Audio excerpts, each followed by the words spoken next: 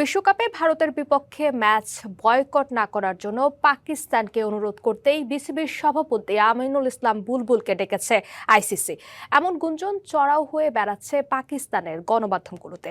একই সঙ্গে ভারত পাকিস্তান ম্যাচ সহ আলোচনায় স্থান পাবার কথা রয়েছে বাংলাদেশের সাথে আইসিসির সাম্প্রতিক সৃষ্ট সংকট সহ বেশ কিছু বিষয়।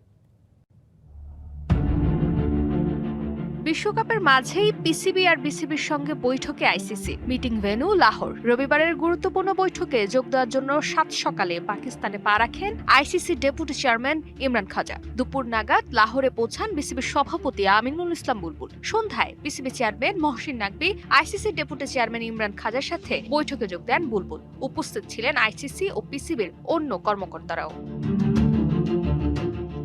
এর আগে শনিবার রাতে ডাক পান বুলবুল। টি-20 বিশ্বকাপে বাংলাদেশের ভেন্যু বদলের আবেদন নাকচ করার পর প্রথমবারের মতো আলোচনার